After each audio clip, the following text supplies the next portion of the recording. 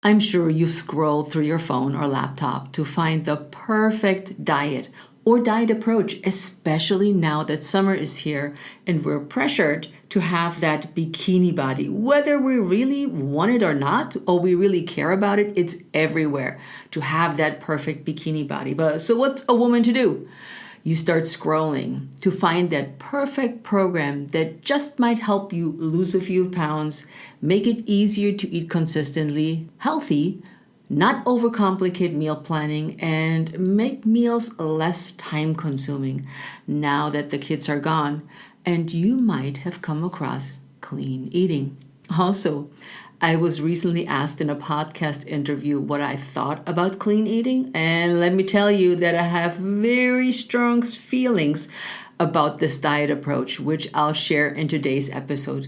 I'll also share what clean eating is and what it's not, and why I would recommend not to overcomplicate your meal and meal planning and eating strategies with the clean eating approach. This is a bonus session that I felt compelled to share with you now that summer is here and we're getting this bikini message right and left, and we may not feel ready or good enough to wear a bikini, which doesn't really matter. You wear a bikini whenever the heck you want to wear a bikini. You don't need a special body to wear it. And in your search, you might have come across clean eating. So welcome to the Pursue Your Spark podcast. I'm Heike Yates. I'm the host of this podcast. I want to welcome all my new listeners, and hello and welcome back to our current listeners. Thank you for being here today. This will be a power-packed episode for you, and I can't wait to get into it. And I want to encourage you to subscribe wherever you consume this content. We're putting out this content all over major podcasting platforms and YouTube. So if you've not been over to Heike Yates' YouTube channel, make sure you head on over and subscribe. We have other content that drops exclusively on our YouTube channel. Did you know that Pilates and intermittent fasting combined is the most effective way to lose body fat and supercharge your energy for an empty nester mom over 50? Without another diet or spending hours working out. Let me show you how to recapture your health as an empty nester mom over 50 so that you can enjoy an active lifestyle without feeling left behind or stuck in old habits that no longer serve you. Check out the Empty Nest Reboot program, where I share my secrets to a healthy, strong, and fit body for the empty nester mom over 50. Today, I talk about 3 tips to start eating whole foods instead of eating clean. Let's jump in today's feature content. I'm Heike Yates, a fitness and nutrition coach with 30 years of experience. I empower empty nester moms over 50 to take back their health and strength to feel vibrant in their second half of life. Right now, you're joined by thousands of empty nester moms around the world who stop dimming their light and instead ignite their spark. On this podcast, I do what I do best, taking complicated information about fitness, nutrition, and mindset strategies and breaking it down into baby steps that are simple, actionable, and reliable so you can implement them into your life. I regularly interview some of the most inspiring guests who share their honest stories on how they went from their worst to their best in life, so that you know you're not alone in your struggles. Join me as we redefine what aging looks and feels like by taking action and saying, "Yes, I can." This is the Pursue Your Spark podcast. What does clean eating actually mean? The phrase clean eating started with good intentions. It implied eating whole foods, natural foods such as vegetables, fruits, whole grains, nuts, oils, seeds, and animal and plant-based proteins. It also meant eating less processed and packaged foods. It was also encouraged to cook at home, finding healthy ingredients for your meals. What are the eating clean principles? I want to share those so you have an idea of what it actually means or is if you have not come across clean eating. Number 1, you eat 6 meals a day. You eat breakfast every day within an hour of getting up. Number 3, you eat lean protein and complex carbohydrates at every meal. Number 4 is have 2 or 3 servings of healthy fats every day. And finally, get fiber, vitamins, nutrients, and enzymes from fresh fruit and vegetables. The original concept poses the question, where does our food come from? Encouraging reading labels and understanding what's in your food is a practice I wholeheartedly support. There are a lot of variants to clean eating, but it refers to eating foods that are as close as possible to their natural state. This encourages us to make our meals from scratch to make them as clean as possible, stated the Mayo Clinic. But in the end, clean eating is a fat diet based on the belief that consuming whole foods and avoiding convenience foods and other processed foods offers certain health benefits. I don't want to criticize anyone for how they eat and what they do, but I want to provide my evidence-based opinion. Clean eating has now taken on a new, misguided meaning, supporting the diet culture we live in, with the idea that being thin is what's desirable, disregarding our health. So if you're not eating clean, what you otherwise eat is dirty and unhealthy, which is simply not true. Clean eating encourages the concept of foods grown more environmentally conscious. There's nothing wrong with that, but disregards the time required to find the perfect farm fresh organic grown foods and the budget to buy such foods. That excludes anyone that doesn't have the time or the money to eat healthily based on those principles, shaming those people into being unhealthy and less clean. So many women already feel bad about themselves and their eating habits, like the bikini body is a perfect example, and eating clean is contributing to that feeling. We don't need that. There will be a link in the show notes pointing you into my post about how to stop emotional eating to control your life, which might be very helpful to some of you. So is clean eating always good for you?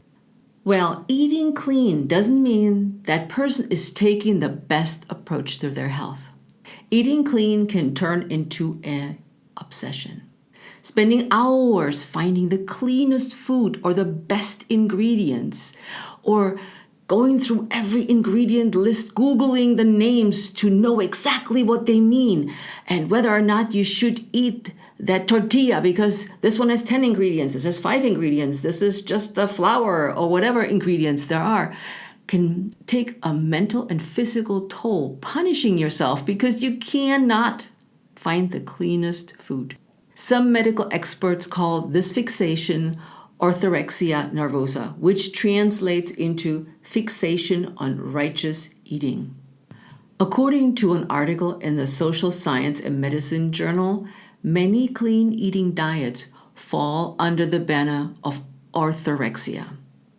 While people with orthorexia nervosa might already eat healthy foods, their obsession with foods are unhealthy. Did you know that some foods are dirty?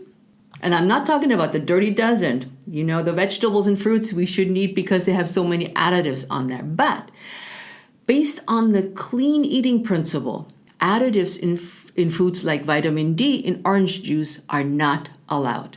Again, here's a restriction.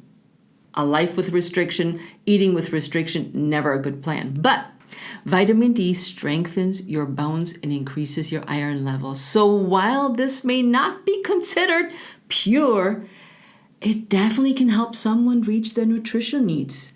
Personally, I don't drink juices because they're so high in sugar, but that's a topic for a different episode. But I take a vitamin D supplement every day to help me boost my energy. Same helps strengthening my bones. I'm 61. I definitely need to watch out for osteoporosis. And it helps me feel better. So there's nothing wrong with that. If you do drink juice, drink it in moderation. But additives in foods are not always bad. Is clean eating healthy? Clean eating means a person is trying to make better choices about the foods they eat. Not a bad thought overall. Many healthful diets don't limit the preparation or packaged food as clean eating does. A healthy diet doesn't have to be restrictive or eliminate food or food groups, but allows the person to choose what works best for their health. That's right, what works best for their health. We all are not a cookie cutter. We all have different needs. We all have different styles. We all have different approaches. Some like cooking, some don't. But I'm sharing a link with you in the notes as well called The 5 Simple Strategies to Declutter Your Nutrition Habits, where you can see the nutrition habits that work for you and the ones that don't and that don't serve your health. So let's dive into the 3 tips to start eating whole foods instead of eating clean. Number 1, eat plant-based food more often. It's a no-brainer in this day and age where we all look for healthier, more nutritious meals for more vitamins and minerals. But loading up on vegetables doesn't mean you just eat vegetables. Start with vegetables. The rest of the plate will fall into place I like to call with lean proteins, whole grains, and healthy fats. That doesn't mean you'll always eat the same salad. And this is one thing that women do often. They're like, oh, I'll just go in between at lunchtime and get myself a big salad and I add this and that and the other. It becomes also monotonous. And think about this. As much as this salad is healthy, if you end up eating the same type of vegetables, the same ingredients, your nutrition will be one-sided. But it's a great start. So pile on those veggies. Don't use so much lettuce. Or instead, consider tweaking your sandwich by adding a side of cucumber and tomato slices, and your smoothie by adding spinach, avocado, or berries, or ant berries. It's very tasty. This is a good way to get in all those minerals and vitamins that keep us vibrant, that keep us healthy, that give us the energy we need to do life and to do everyday tasks. This simple strategy is so helpful when trying to eat more vegetables or fruits. Number 2, eat food, not food claims. What I mean by that? Don't be distracted by the labels on specific foods claiming it is healthy. Instead, read the labels of the foods you buy to get a better idea of what is in the food you plan to eat. Some claims are legit, but others are not so much. We know that water has 0 calories. Really? Yes, I've seen this on a bottle of Think of Perrier. It's like 0 calorie food. Nutrient content claims describe the level of a nutrient in a product using such terms as free, high, low, or they compare the level of the nutrient in a food to that of another food using terms such as more reduced, as more, light. So you have seen those versions. It was very popular about 10 years ago maybe, where fat-free cheeses were the rage. And I bought them too. I was like, wow, I'm doing myself something good. But when it's free, high, low, or it doesn't have something in it, then something else replaces that what's not in it. Like in low fat, well, they took out fat. They have to put something else as a filler to make it taste and feel the right way. As you're reading the labels, I don't want you to go down, like I said, and micromanage your labels and look for the least ingredients, which is great, but keep it within reason. Don't be distracted by the claims that they make on the boxes or the bottles or the containers, and be wary. Eat the food, not the food claims. And number 3, not all packaged or processed food is evil like we're made to believe. Because when you think, the first thing that comes to mind when I think packaged or processed foods are frozen dinners. Don't ask me why this comes to mind, because I think in my entire 61 years, I maybe had one frozen dinner. Maybe it was such a bad experience that this is the only thing I remember about. So I said things like, look for the shortest list of ingredients and avoid those where you can't pronounce the ingredients. I've said this before, but there are some important exceptions. So before you buy, ask yourself, are the ingredients supposed to be in the product? And that goes with number 2, looking at the food claims on the back around the bottle. What should be in bread? What should be in a bottle of ketchup? So of course, how we process food matters. Some ingredients can change, like being frozen, fermented, or sprouted. When I'm thinking frozen corn, frozen peas, they are all flash frozen, locking in the ingredients. So sometimes also when you go for fruit, all the fruit is meh at the grocery store, and God knows you don't know if it's genetically engineered or where it's coming from, but it just does not taste like a peach.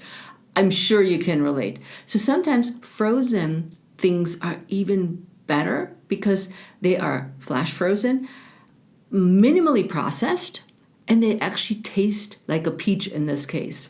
So these changes of how we process food that makes them equally or more nutritious than the ones we find normally. They're minimally and ultra processed foods.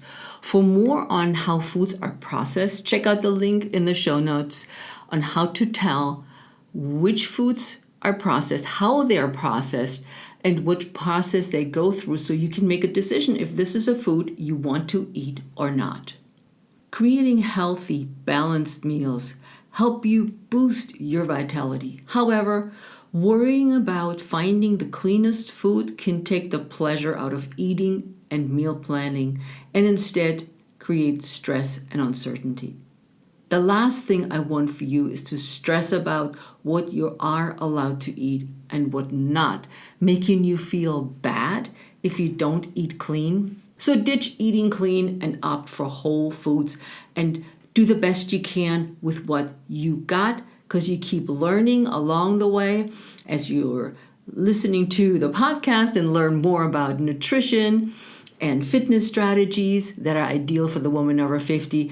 But instead, focus on creating balanced meals with lean proteins, the least amount of processed carbohydrates, and healthy fats, and enjoy your meals. If you like help with your meal strategies, then check out the Emptiness Reboot program. I mentioned it earlier, where I'll teach you how to incorporate healthy lifestyle strategies that are sustainable. No dieting, no leaving out foods, no crazy approaches, just simple, straight strategies, finding what works for your body, what gives you what I call the biggest bang for the buck.